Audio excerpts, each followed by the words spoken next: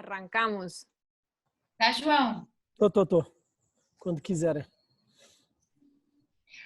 João, muito obrigada por estar acá con nosotros a conversar. Este es el foco, es una de las 10 charlas que vamos a tener en este foco Travesías, que es un foco que en realidad fue una respuesta a un desafío de la Embajada de Portugal para celebrar los 500 años de la travesía de Magallanes. Y con María Ángela nos pusimos a pensar cómo criar, cuál sería la premisa para armar todo esto, y la palabra travesía nos llevó a buscar 10 travesías, 10 cortometrajes que privilegien desde esta poética de la brevedad una idea clara, que nos propongan pensar sobre una temática que consideremos urgente hoy. Travesías urgentes podría también ser como la idea subliminar. Y es una edición así, casi sin buscarlo mucho, se transformó en una edición de colaboraciones. Esta colaboración del Foco Travesías es con María Ángela, con la FUC, con la Universidad de Cine, y con la productora portuguesa Terra Treme, que es una de las productoras más prolíficas en términos de producción y de apoyo y de pensar el cortometraje.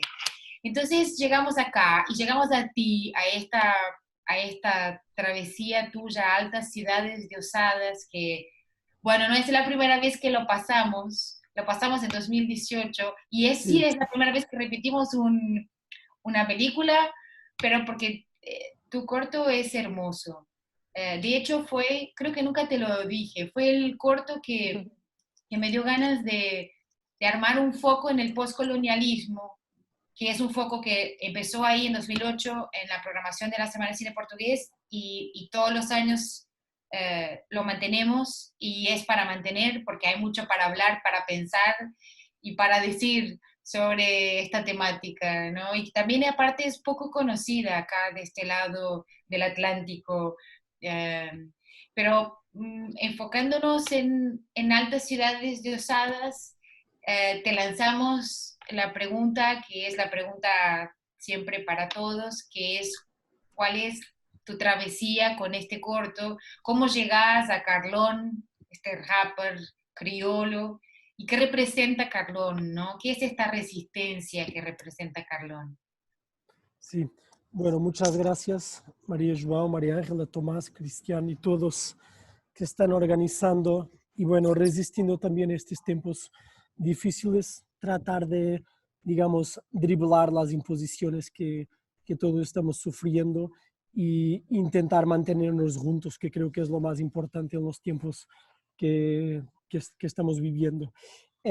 Bueno, la película empezó por una propuesta de la productora Terra Treme. No es muy común en mi trayectoria, digamos, hacer películas por una invitación o una provocación que venga desde afuera, pero así pasó con los amigos de Terra Treme, que son mis amigos y compañeros en el cine, pero con los cuales nunca había trabajado. Estaban preparando un proyecto que era algo más amplio, no solamente de cine. Había una idea también que al final no se llegó a concretizar, pero creo que es una idea que se mantiene como un deseo secreto entre todos, de hacer una serie en la televisión donde se pudieran, digamos, afirmar rostros y personajes y subjetividades que no suelen estar en el cine y en la tele. Digamos que hay una idea una idea de Portugalidad, una idea de nación y de identidad que nuestro imaginario no integra a todos y a todas.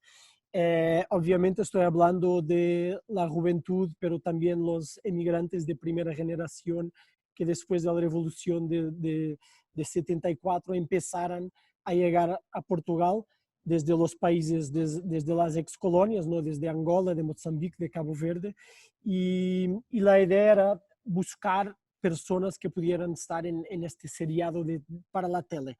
Al final no se terminó haciendo el seriado, pero cada uno de los 4 directores hizo un corto. Y a mí, un poco por casualidad y por la suerte y por el privilegio de este encuentro, yo conocí a Carlón en el año anterior a la película, pero ya en un proceso de producción que estaba en curso, con las oficinas que se hacían unas workshops, como es que se dice, unas oficinas de representación en varios barrios de las afueras de Lisboa. Y yo conocí a Carlón, bueno, yo ya conocí a Carlón por su participación fundamental en la historia del rap cantado en criollo, pero en portugués, en Portugal.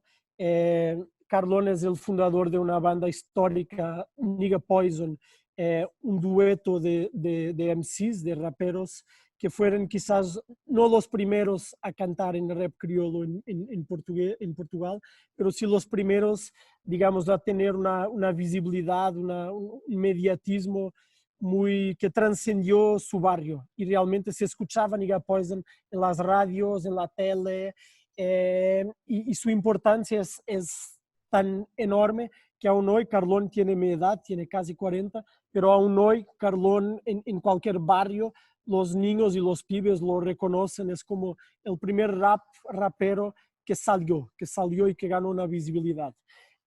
Mas allá su rap es un rap muy, muy consciente, hay una conciencia histórica, política, social muy profunda, y sabemos que hoy el rap es muy complejo, en las orígenes del rap en Nueva York, pero después también en Brasil, en las afueras de París o de Marsella y también en Portugal. Sabemos que el rap nace con gente que tiene una conciencia política muy fuerte y una conciencia del rap como un arte de la resistencia también, muy anclado en tradiciones africanas también, de la oralidad, de la poética, de la habla. Pero hoy el rap es muy complejo y claro que el capitalismo entra en todos los lugares de nuestras vidas y puede también corromper el rap, ¿no? Entonces hoy hay otras vertientes del rap que no son tan interesantes, pero Carlón siguió hasta hoy en esta idea de trabajar una poética en el discurso, que me parece que es una poética de la resistencia, ¿no?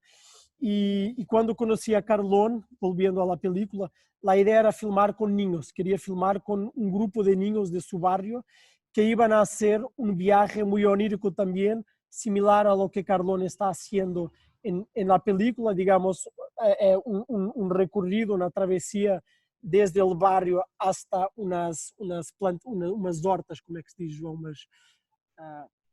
Huertas. Unas huertas comunitarias que existen ahí en las afueras de su barrio y que son los viejos de Cabo Verde que todavía hoy siguen plantando caña de azúcar, manís, siguen plantando cosas para autoconsumo.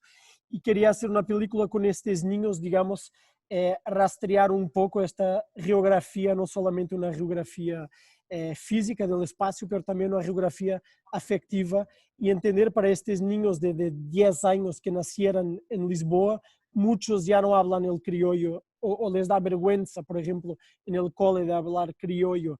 Entonces hablan el portugués, ¿no? Hay, también aquí el colonialismo impacta también tu forma de pensar y de expresarte. Y quería filmar con estos niños, y Carlón, como es una figura ahí muy importante y muy respetada, iba a ser un poco un mediador, iba a escribir el guión conmigo y a estar junto en el rodaje, ¿no? Pero al final, mientras hablaba con Carlón, hay un punto donde empezamos a entender que quizás Carlón podría ser él mismo, su cuerpo, su voz, el protagonista de la película. Pero él me contestaba, decía, mira, yo canto, yo soy del rap, no soy un actor. Y yo le decía, pero mira, hay muchos raperos en los Estados Unidos que también hicieron cine, incluso cine mainstream. Hay una relación, me parece que cuando estás en palco cantando, hay una performance también, tú actúas, no es solamente tu voz, no es como un músico de otro tipo de expresión musical.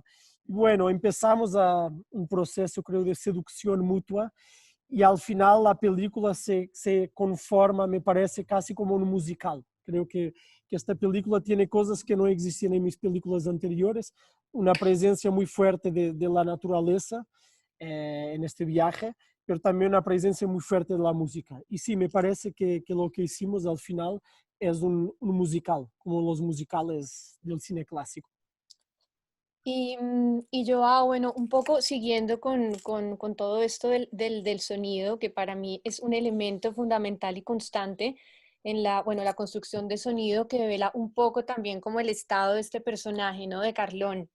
Claro. Y desde el inicio del corto me parece muy interesante porque es muy imponente, muy nítido y cercano, permitiéndonos como acercarnos y adentrarnos como en esta naturaleza, ¿no? La vemos desde lejos, pero realmente el sonido hace que uno esté como penetrando esa misma naturaleza que él está recorriendo.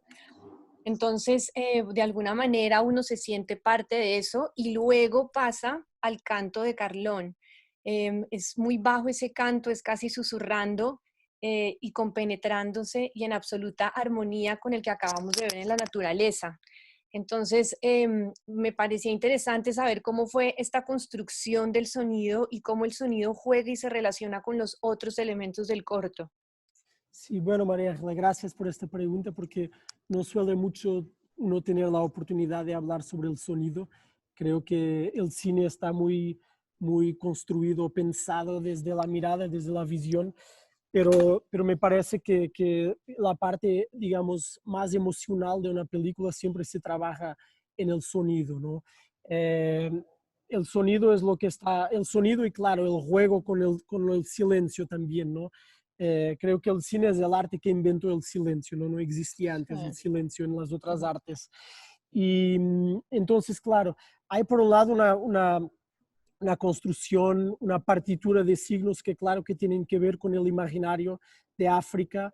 Hay casi una construcción casi hiperrealista en el sonido, con pequeños elementos de insectos y una densidad también de sonidos muy aislados, pero que se conforman como una orquestación, que son parte de este imaginario africano. No es que todos estos sonidos estaban ahí y los grabé, sino que hay cosas que agregamos. Y esto me parece también que es una forma de pensar el sonido y toda la película también, esto me da la oportunidad de hablar de esto, lo pensamos con muchas estrategias estilísticas vienen del rap.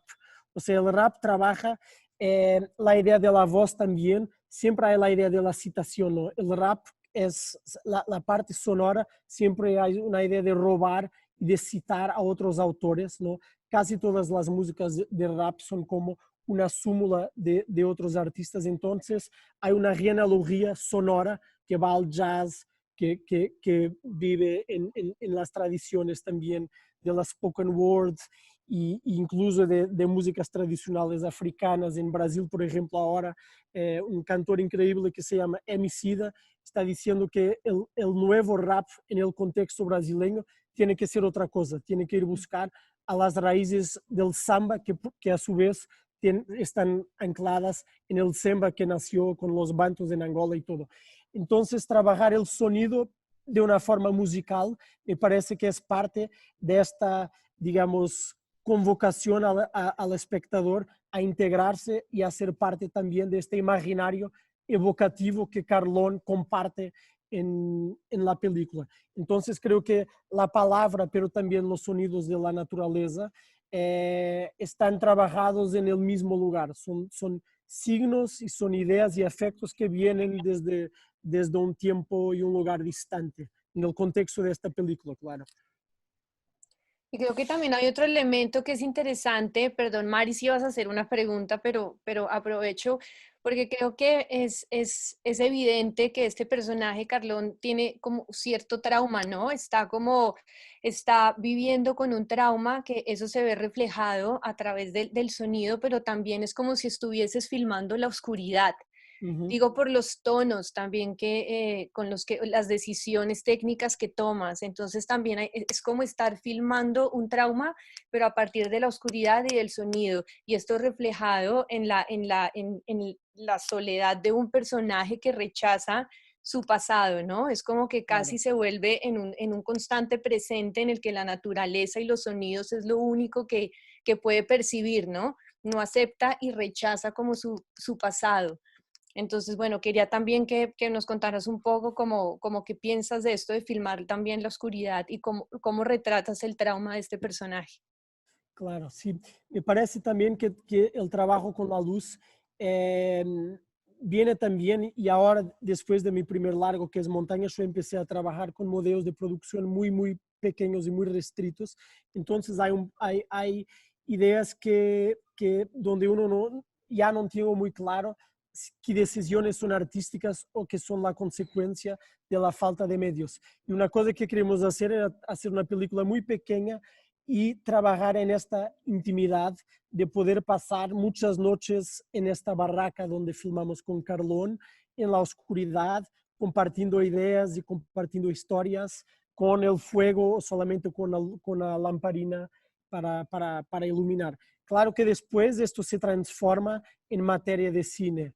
Claro que al final hay una mise-en-scène muy pobre en términos de la precariedad de lo que tenemos, pero el rap también trabaja con esta precariedad. Digamos, uno escucha el empiezo del rap y es un tipo, Carlón siempre cuenta esta historia que es increíble. Me dice, yo empecé a hacer rap antes de saber que el rap existía, que en una fiesta en su escuela, en el último día de clase, hicieran como un teatro y todos podrían presentar algo, y lo único que Carlón tenía era como un micrófono de estos de niños, con colores, con una pila, con una bateriacita, que ganó cuando era chiquitito por la Navidad, y cantó con esto, o sea, un de estos micrófonos totalmente precarios. Me decía, bueno, ahí empezó mi historia con el rap, y yo continúo haciendo rap mismo cuando no estoy cantando estos elementos. Entonces creo que con la luz se trabajó también con esta idea de que eh, los elementos artísticos son parte de una construcción con objetos y con pequeños elementos escenográficos. Claro que al final me encanta trabajar con esta idea, esta poética de la resistencia, una subversión que se hace en el subsuelo, en los submundos, en toda la historia de los quilombos. Yo otro día estaba leyendo un tipo que se llama Antonio Bispo, que es un quilombola, digamos, una comunidad de descendientes de esclavos aquí en Brasil, en un estado que se llama Piauí, y él decía, bueno, la resistencia de los esclavos no empezó 100 o 200 años después. El primer barco, la primera caravela que salió de Portugal con el primer navío con 500 esclavos siendo transportados, ahí empezó la resistencia. Era gente que estaba presa, acorrentada, silenciada, sin poder hablar. Unos se mataron, otros se suicidaron, otros se pelearon, otros empezaron a cambiar ideas, pero la resistencia empezó ahí, sin armas, sin nada, ¿no?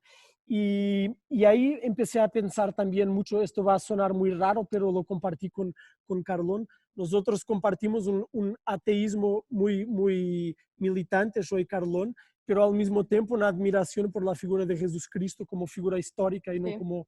como y hablábamos un poco de esto, como Jesús quizás fue el primer rapper de la historia, ¿no? Un tipo ahí que empezó a contar sus historias, quizás a cantarlas también, no lo sabemos hoy, a un par de gente, digamos, era un pequeño grupo, hablaba para 5 personas aquí, para un pobre ali, para un pescador ali, pero la cosa empezó en lugares muy pequeños, 3, 4 amigos se juntando para hablar en la oscuridad también, con un fuego en una caverna, en una casa. Entonces, la luz en la película creo que apunta también a estos pequeños focos de resistencia que se dan en la oscuridad. Hay un momento que me parece muy bonito en la película, cuando Carlón, en esta secuencia muy larga con su amigo, con Chama, que es un rapper también, en verdad, y empiezan a compartir un poco sus experiencias, y Carlón le quita la lanterna, no se dice lanterna, María João, sí, Linterna. la Internas. lanterna, y pone el foco en el rostro de su amigo, de Chama, y esta imagen también con la luz, ahí lo que se está evocando es justamente al revés, esta luz directa en un rostro viene de un imaginario policial que para nosotros blancos privilegiados del centro de Lisboa. Es un imaginario del cine y de la tele y de los seriados, pero para ellos este resto de una luz en tu rostro es parte del cotidiano. No es cine, es vida, es todos los días que puede pasar un carro de la policía, pararte y pontarte una luz en tu rostro. Y esto está en la historia de la relación entre el Estado y las fuerzas policiales con todos los periféricos, los indigentes, los negros, los pobres. Es una luz en tu rostro, digamos, una luz que está inquiriendo, ¿no? Queriendo saber más, ¿no? Y es exactamente el opuesto de la luz que trabajamos en la película. Con este resumen hermoso, siempre es un placer escucharte y ver tus trabajos, porque siempre hay una cosa muy clara y muy incisiva y muy, sobre todo muy definitiva, que es, concentrémonos todos un poco en esta idea de tener conciencia sobre el mundo, ¿no? Con esta idea hermosa también de la posibilidad de ver a Jesús como un rato. Sí, sí, totalmente. Nos gustaría agradecerte, despedirnos, pero agradecerte mucho por estos trabajos, por lo que nos dejas siempre y por tu presencia. Sos un amigo, más allá de que te admiramos profundamente, sos un amigo. Y gracias, gracias por estar aquí y gracias por este corto hermoso. Nos vemos Gracias. en tu próxima travesía, João. Nos vemos. Gracias a Wow, todos. mil gracias, que estés muy bien. Gracias a todas. Resistimos. Resistimos.